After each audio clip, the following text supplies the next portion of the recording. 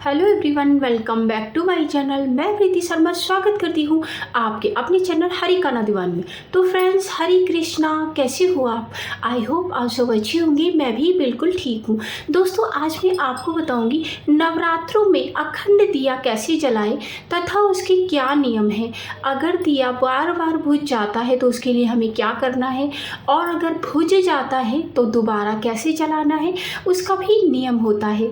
तो दोस्तों, चलिए शुरू करते हैं आज का वीडियो। दोस्तों, जब भी हम नवरात्रे या कुछ भी हम रखते हैं, वो सब हम रखते हैं मन की शांति के लिए। अगर आप दिए की देख रेख कर सकते हैं तभी आप दिया जलाइएगा। और दूसरा, इस चीज़ का भी ध्यान रखिएगा कि आप बाहर ना जाएं।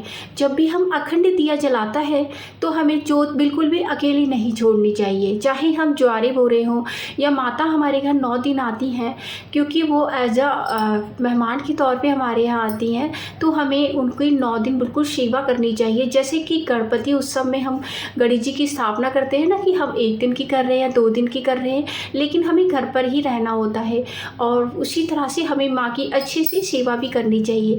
अगर आप ये चीज़ कर पा रहे हैं तभी आप अखंड दिया जलाइएगा, क्योंकि जो भी हम पूजा पाठ करते हैं वो सब मन की शांति के लिए करते हैं, हमारा मन शांत रहे। लेकिन अगर आप ठीक से उनकी सेवा नहीं कर पाएंगे तो आपका मन अशांत रहेगा। और दोस्तों, ये जो दिया या पूजा पाठ या कुछ भी होता है, ये एक लोगों का बिल्कुल नहीं लगता है।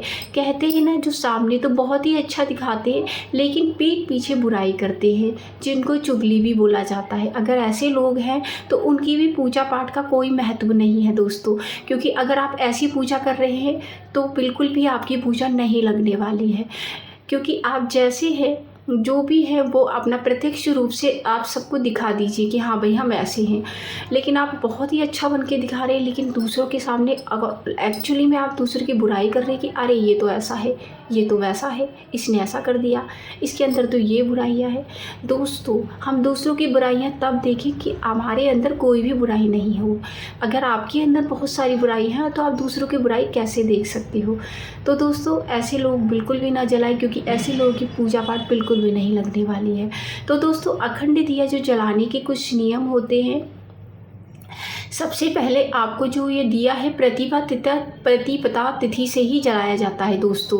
मतलब नवरात्रि का जो प्रथम दिन होता है, प्रथम दिन माँ शैलपुत्री का होता है, तो उसी दिन घट स्थापना भी की जाती है। घट स्थापना की विधि भी मैं आपको बताऊंगी। वैसे मेरे चैनल में ना अपलोडेड है सारी वीडियो, फिर भी मैं आपको एक बार मुहूर्त के साथ भी बता दूंगी कि कौन सा मुहूर्त बहुत ही ज़्यादा शुभ रहेगा।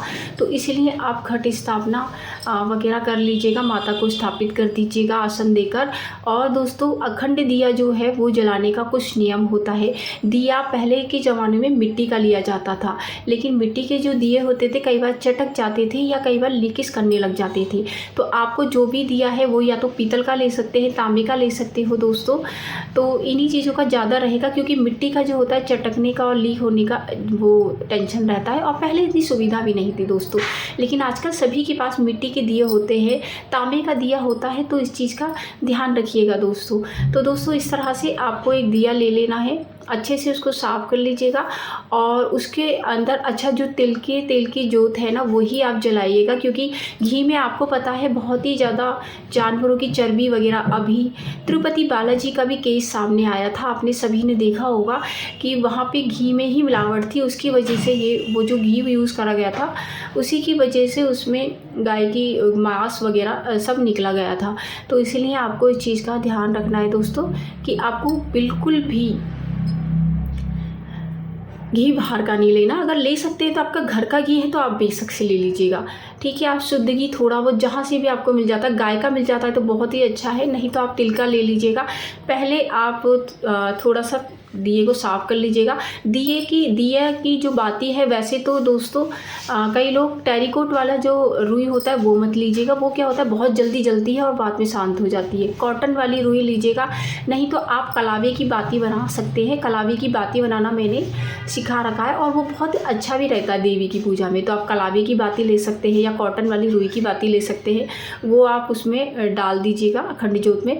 उसके बाद उसमें 1 रुपये का सिक्का डालिएगा, सुपारी डालिएगा, डालिएगा, चावल डालिएगा दोस्तों, और दोस्तों लौंग इलायची डालिएगा। लौंग इलायची जो होता है शिव पार्वती का प्रतीक होता है, तो इसलिए आप डाल सकते हैं दोस्तों। ये सब डालने के बाद उसमें थोड़ा तिल का तेल डालिएगा और थोड़ा सा घी डालिएगा, जिससे क्योंकि तिल का तेल जो होता है वो पितरों को समर्पित हो जाता है, इसलिए आप इस तरह से दिया जलाइएगा।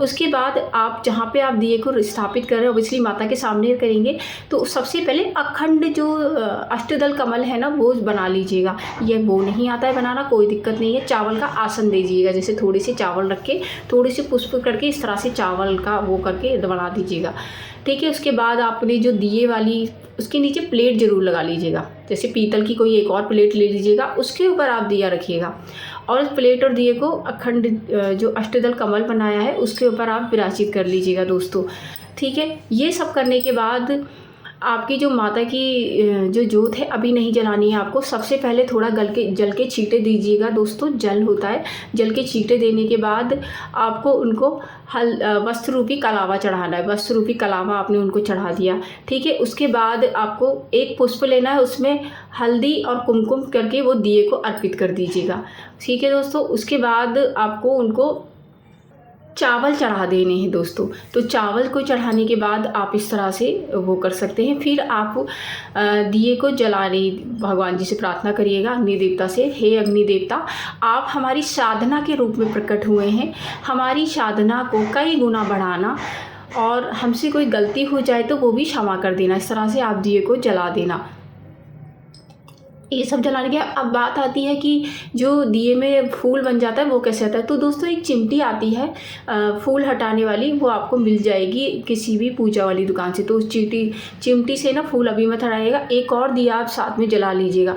वो दिया आपको उसी दिए से जलाना है और उसी दिए से जला के आप रख दीजिएगा। फिर आप फूल हटाइएगा, इस तरह से ऊपर से फूल हट जाता है और फिर उसको दोबारा से जला सकते हैं, ठीक है। एक तो तरीका ये हो गया। आपके जैसे लगता है आपको तो आप चेक करके उसको जला सकते हैं, ठीक है। और आपका दिया एकदम से बढ़ गया है तो आपको क्या करना है, आपको पता ही नहीं चला, आपकी आँख लग गई है, कुछ भी हो सकता है दोस्तों, या चूहे ने हो गया, क्योंकि चूहे बहुत हो रहे हैं दोस्तों, हमारे यहाँ भी बहुत ज़्यादा चूहे हो रहे हैं।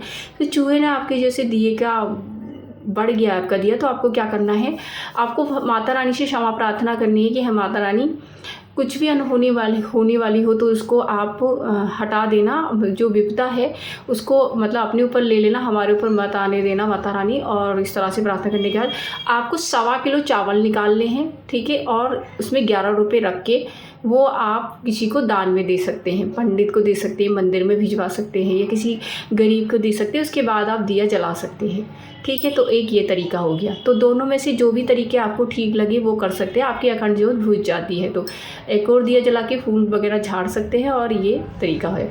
तो दोस्तों इस तरह से आप ये अखंड ज्योत जला सकते हैं दोस्तों। इसी तरह से इसकी देखभाल भी होती है।